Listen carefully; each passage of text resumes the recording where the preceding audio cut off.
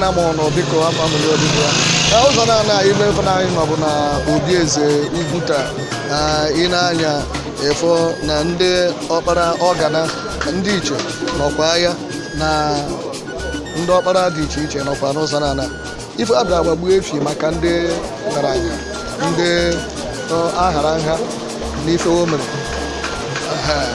ụmụanyata na ogbe ndị ọzọ mana ife na-adọ n'ụzọ na-abụ efi atọ na aya egbu aya egbucha aya ewere aya nye ndị okenye ike aya ga-ekwesịrị ka ogene were ezechi ọha ndị ọkpara na ndị ogbe niile nọ n'ụzọ nọ maka na Oguta ka egbu ya bụ ibu ejiri ha nha n'ife ọjọọ ndị n'ome mgbe n'isi aya bụ ogbe n'ọnụ ka aya ebuje ya ndị be anyị ọya mee oge na-adịda anya aya ebidokwa ume ya bụ efi n'ofu n'ofu ụdọ bụ mmanya ka wee ke ka a na-ara ị na-anya fụ na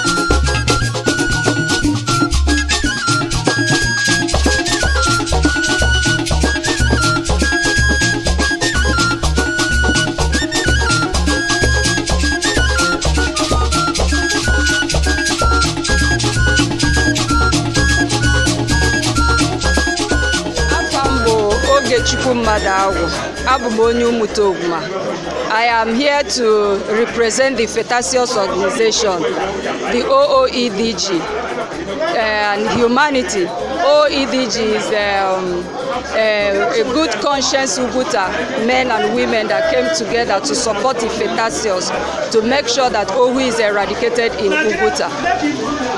Today is a day of the Igbagbu Efi event.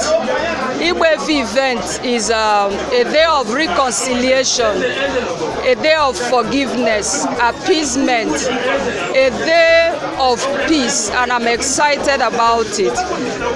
We are here to make sure that we achieve the abolition.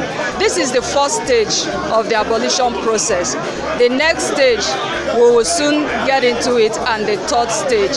So we appreciate Ezigwe, all the Indiche Oguta, men and women of good conscience that are here today to make sure that this process is achieved. IFETACSIOS bụ an organization na-eje Igbo niile, obodo Igbo niile, na-agwawo ife Chukwu jiri anyị. Chukwu jiri anyị shani gwa ndị Igbo wome abolish osu ohu ume na diala ka wongere ongewo.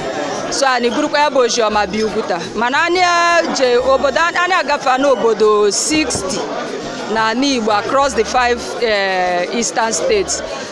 Then in Nsukka in 2021, we succeeded in abolishing.